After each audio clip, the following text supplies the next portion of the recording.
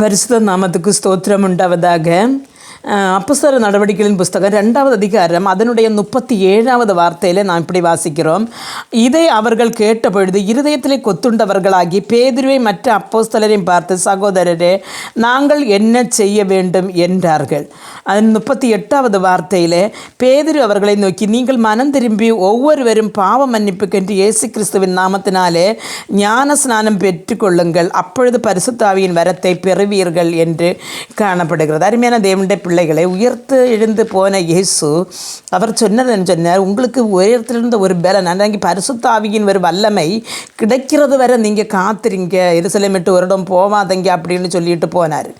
அப்போ அதனால் இவர்கள் இயேசுவின் சீடர்களும் சகோதரர்கள், இயேசுவின் தாய், மற்ற சீடர்கள் எல்லாருமா சேர்ந்து ஒரு 120 பேர் கூடுகிற ஒரு கூட்டம் மாளிகை முறையிலே காத்திருந்ததாக நாம் படித்தோம். காத்திருந்து பரிசுத்தாவியை காத்திருந்தார்கள். அப்பொழுது அக்னிமயமான நாவுகள் இவர்கள் மேல் இறங்கினதாக வேதம் சொல்லுகிறது.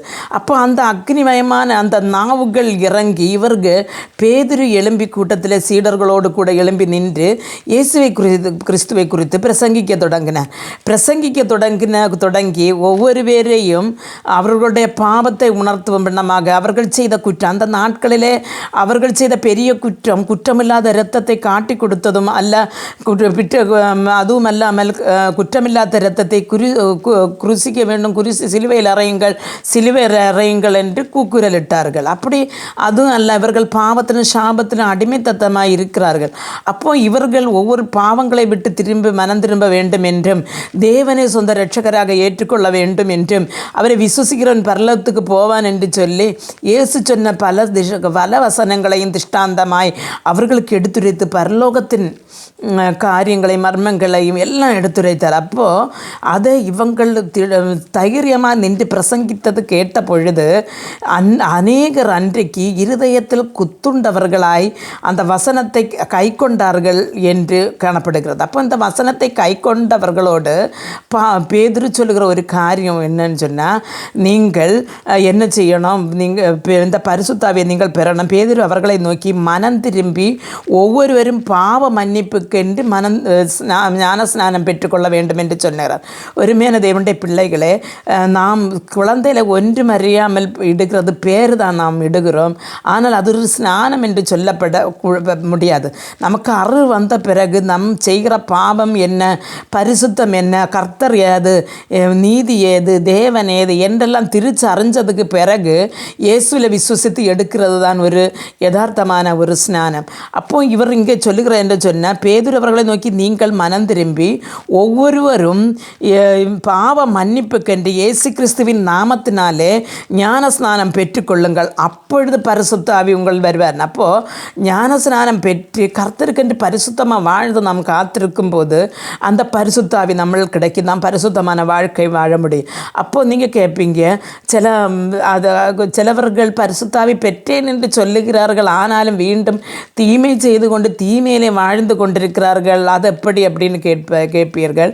ஆனால் இருதயத்தில் சுத்தம் இல்லாமல் கரெக்டாக ஆண்டவரை நம்முடைய இருதயத்தில் முழுமையாக சீகரிக்காமல் நாம் பரிசுத்தாவியை பெற்றுக்கொள்கிறோம் என்று பெற்றுக்கொள்ளும் போது அநேக நேரங்களில் அவர்களுக்கு பரிசுத்த ஆவிக்கு பதிலாக அசுத்த ஆவி அவருடைய இருதயங்களிலே வருகிறது. அருமையான தேவனுடைய பிள்ளைகளை, நாம் பரிசுத்த ஆவிக்காக நாம் ஜெபம் பண்ணும் பொழுது அல்லது அந்நிய பாஷைகளுக்காக நாம் ஜெபம் பண்ணும்போது ஒன்று நாம் அறிய வேண்டும், ஒருபோதும் சுத்தமற்ற இருதயத்திலே அல்லன்னா நமக்கு அது அக்கிரமங்கள் நிறைந்த இந்த இருதயத்திலே பரிசுத்த ஆவியானவர் ஒருபோதும் வாழ மாட்டார். அதனால் நம்முடைய வாழ்க்கை சுத்தமாக இருக்கிறதா அப்படின்னு நினைச்சு அதை சுத்தப்படுத்தி அந்த பாவ மன்னிப்புக்கென்று ஞானஸ்நானம் பெற்று அந்த ஒரு விடுதல் கிடைச்ச பிறகு நீங்கள் பரிசுத்த ஆவிக்கு வேண்டி ஜெபம் பண்ணும் பொழுது பரிசுத்த ஆவி இறங்கி வருவார். அல்லாமல் சுத்தம் இல்லாமல் நாம் பரிசுத்த ஆவிக்காக ஜெபம் பண்ணும்போது பரிசுத்த ஆவி வரமாட்டார். அந்த ஒரு இடத்தை நிரப்புவதற்கு அசுத்த ஆவி வரையும் செய்யும்.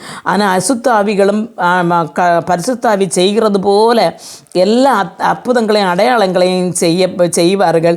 ஆனால் ஒரு நாள் இயேசு என்ன சொல்வார், தான் உம்முடைய நாமத்தினாலே பூதங்களை பொறுத்தாக்கினோம், அற்புதங்களை செய்தோம், பிரசங்கித்தோம் அப்படின்னு எல்லாம் அவங்க சொல்லும் போதும் அதிக்கிரமக்காரரே உங்களை நான் அறியேன், என்னை விட்டு போங்கள் என்று சொல்லுகிற ஒரு நாள் வரும்.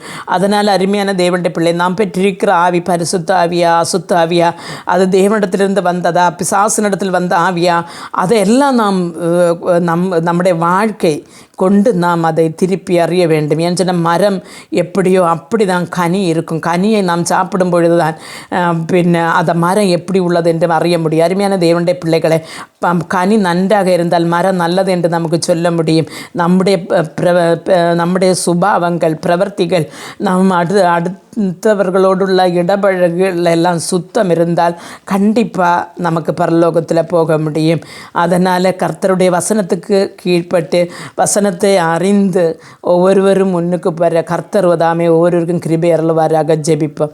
எங்களை மிக அன்பாக நேசித்து வழிநடத்துகிற நல்ல தகப்பனே, இந்த நேரத்தில் ஆண்டவரே பரிசுத்த ஆவியை எப்படி பெற்றுக்கொள்ள முடியும் என்று பேதுரு சொன்னது போல ஆண்டவரே நான் இவர்களோடு சொல்லி இருக்கிறேன். ஆண்டவரே பரிசுத்த ஆவி இயேசு என்ன சொன்னார்? சின்ன பரிசுத்தாவி பெறுவதற்கு முன்பாக அவர்கள் இயேசு கிறிஸ்து இருந்த பொழுதே ஞானஸ்நானம் பெற்றுக்கொண்டார்கள் இந்த சீடர்கள். ஆனால் அந்த யோவான் எழுதின சுவிசேஷம் 3வது அதிகாரத்திலே அது திட்டம் தெளிவுமாக இருக்கிறது. இயேசுவின் சீடர்களும் ஸ்நானம் கொடுத்து கொண்டிருந்தார்கள் என்று சொல்லி, ஆனால் அவர்களுக்கு பிறகு தேவை உள்ளது பரிசுத்த ஆவிதான். ஆனால் அவர்கள் காத்திருந்து ஜெபம் பண்ண ஆண்டவர் சொல்லிவிட்டு போனார். தக்க நேரம் வந்த பொழுது ஆண்டவர் அவர்களுக்கு பரிசுத்த ஆவியை கொடுத்தார். ஆனால் பேதுரு சொல்லுகிறதோ, ஆண்டவர் ஒரு மனம் திரும்பி பாவ மன்னிப்புக்கென்று ஸ்நானம் எடுத்த பிறகு பரிசுத்த ஆவி உங்கள் மேல் வரும் என்று சொல்லுகிறார். அருமையான தேவனுடைய பிள்ளைகளை ஆண்டவரே உம்முடைய பிள்ளைகளை நீர் காப்பாற்ற வேண்டும். அவர்கள் உண்மையை அறிய வேண்டும், உண்மையின் வழியில் நடக்க வேண்டும், உடைய ராஜ்யத்தில் வந்து சேர வேண்டும். இந்த செய்தி கேட்கிற ஒரு பிள்ளை போலும் ஆண்டவரேப்பா, ஆண்டவரே உம்முடைய ராஜ்யத்தில் வராதபடி ஆண்டவரே நாசத்தில் போக நீர் அனுமதிக்கக்கூடாது. இரத்தத்தினால் இவர்களை வீண்டெடுத்து உம்முடைய ராஜ்யத்தில் சேர்த்துக்கொள்ளும். இயேசு கிறிஸ்துவின் நாமத்திலே ஜெபிக்கும் பொழுது ஜெபத்தை கேட்டு பதில் தாரும் ஜீவனுள்ள தகப்பனே, ஆமேன்.